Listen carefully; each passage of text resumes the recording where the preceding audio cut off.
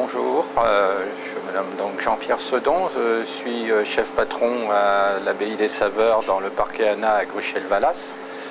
Donc aujourd'hui nous allons préparer deux recettes avec pour thème la coquille Saint-Jacques, donc produit de saison on ne peut plus normand et qui peut être festif à l'époque où nous sommes.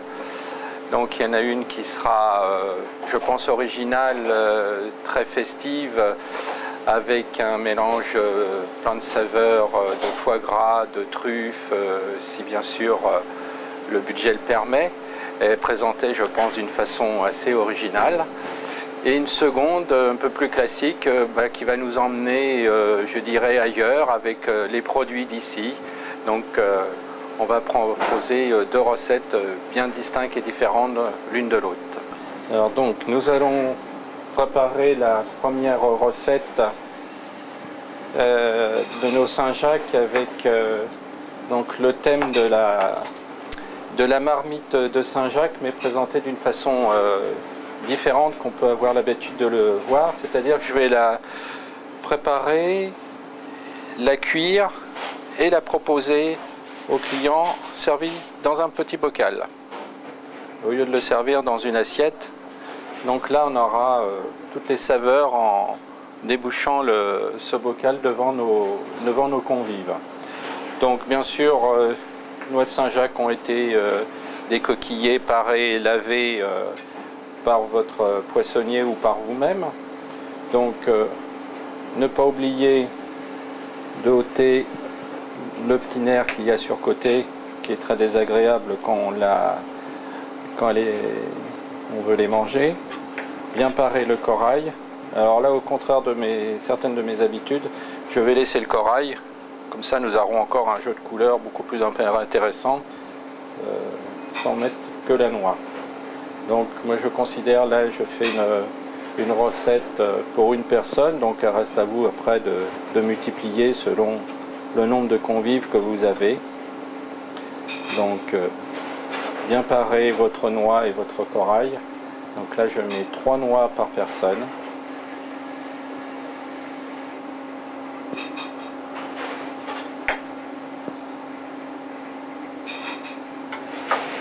Et donc ensuite je vais mettre mes petits légumes comme si on voulait faire une blanquette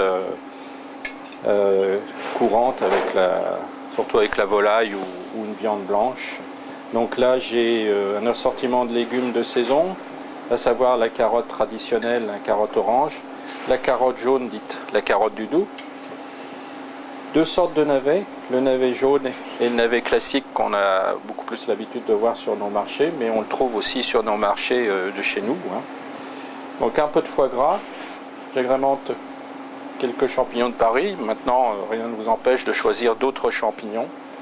Et puis donc l'objet du délit qui va donner toute la saveur à votre plat, quelques lamelles de truffe. Donc je vais disposer mes légumes. Donc les Saint-Jacques, j'entends bien qu'elles sont crues, on ne les cuit en aucune façon à l'avance. Donc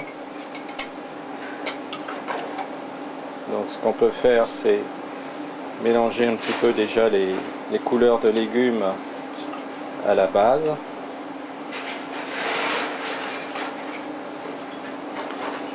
On va rajouter notre foie gras.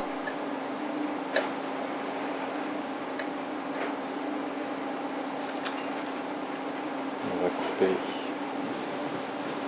nos champignons. Donc simplement en 4. Alors le foie gras, c'est les fêtes, soyons généreux. À peu près 40-50 grammes de foie gras pour une personne.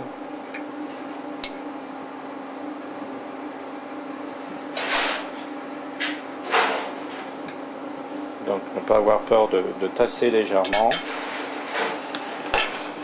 Donc là, j'ai mes truffes donc, que j'ai taillées en lamelles et pour préserver le parfum, je les ai mis sous vide.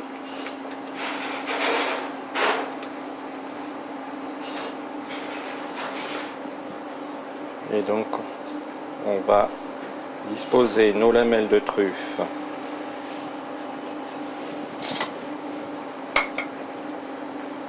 petit peu partout.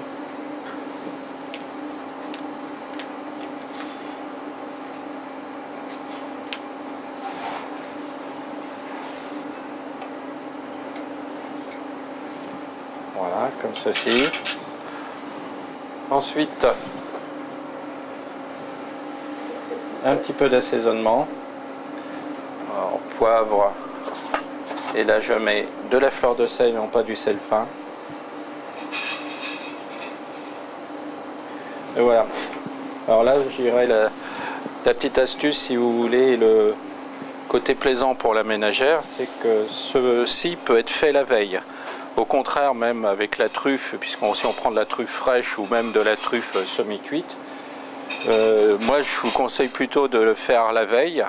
Et là, soulagement pour la ménagère, puisque la veille, elle fait ses bocaux, comme si elle voulait préparer ses confitures. Le joint, on ferme, on stocke au frigo, et le jour J, elle allume un four vapeur ou alors un four traditionnel avec une cuisson au bain-marie, c'est-à-dire un bain-marie, une plaque de l'eau, une plaque haute de l'eau, et on met les bocaux dedans. Donc là, vous voyez, on a ce, je pense, superbe jeu de couleurs et de goût qui sera facile à réaliser et qui demande à peu près 20 minutes de cuisson dans un four vapeur, donc à 100 degrés, ou sinon dans un four traditionnel à 160 degrés, toujours à peu près le même temps. Tout dépend aussi comment vous voulez, la taille de vos Saint-Jacques et comment vous souhaitez manger vos Saint-Jacques. Moi je vous conseille plutôt légèrement saisi. Une Saint-Jacques trop cuite, bah, c'est dommage, c'est caoutchouteux et ça en perdra tout intérêt. Voilà, donc bon appétit pour cette première recette. Alors donc, nous allons faire maintenant notre deuxième recette, toujours de coquille Saint-Jacques. Donc là, je l'appellerai produit d'ici au goût d'ailleurs. Alors pourquoi au goût d'ailleurs? Parce que j'ai décidé de la présenter, bon toujours alors d'une autre façon traditionnelle que dans une assiette, une petite cocotte. Oui, j'adore les petites cocottes, les petits bocaux. C'est ma petite manie. Donc quand je dis goût d'ailleurs, j'ai pensé éventuellement un petit clin d'œil au Maghreb, pays cuisine plein de saveurs, plein de couleurs. Donc j'ai travaillé une semoule aux épices avec quelques fruits secs dedans, un petit peu d'amande, un petit peu de raisin.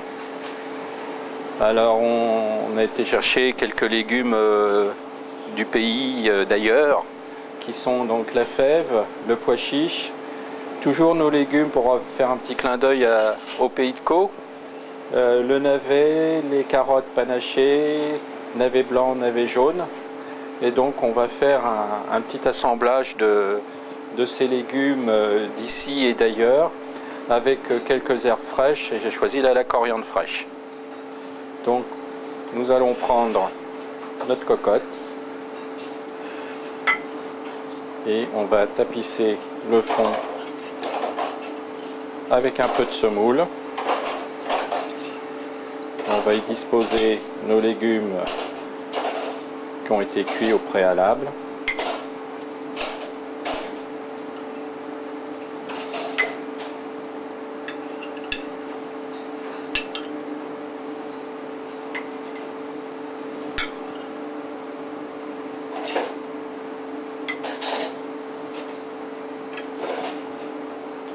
On va y mettre quelques pluches de coriandre fraîche.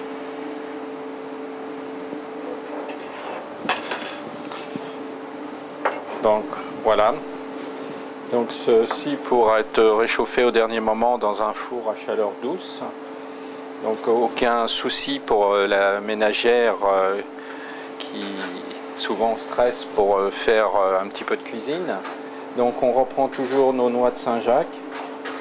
Donc comme j'ai expliqué précédemment, on part le nerf, un petit peu le corail s'il faut. Et donc je reste sur toujours 3 noix par personne, ce qui me paraît correct. Maintenant, si vous êtes des grands gourmands, rien ne vous empêche d'en mettre quelques noix de plus.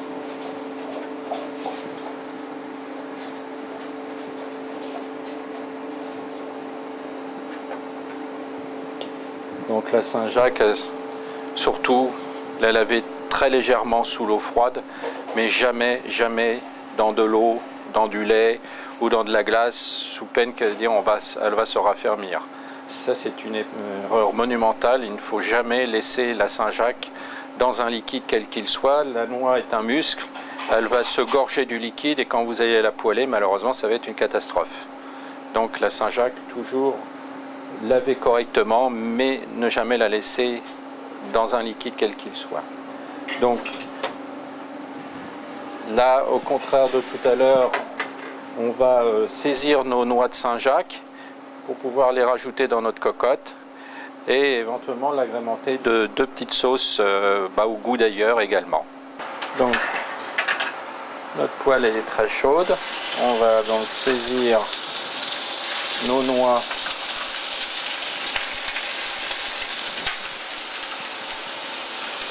donc à peu près on va dire 20 secondes sur chaque face, hein. Voilà, pour avoir une légère coloration.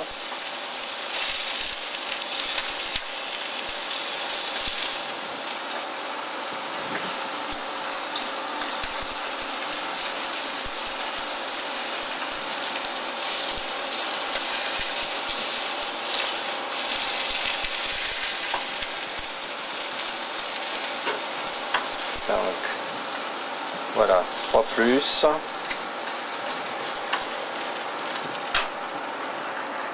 Donc, une fois nos noix saisies, nous les remettons dans notre cocotte.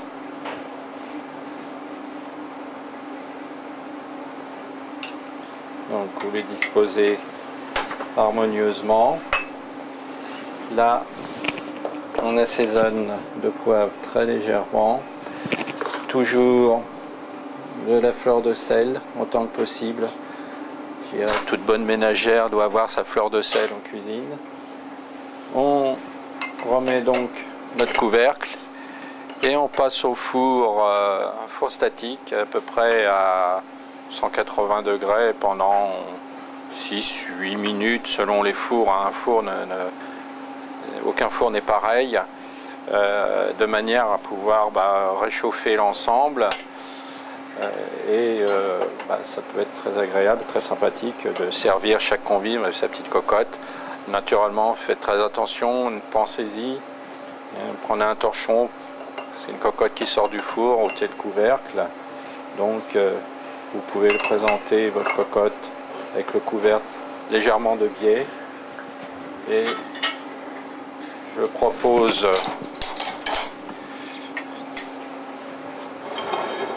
deux sauces, donc pour rester dans le thème au goût d'ailleurs, donc une sauce dite Colombo à partir d'un curry doux, donc sauce très douce, très parfumée selon vos goûts, ou une autre que j'appellerais sauce méchoui, qui est à la base une concassée de tomates avec un mélange d'épices du Maghreb, là selon vos goûts, selon ce que vous souhaitez comme sauce plus ou moins épicée.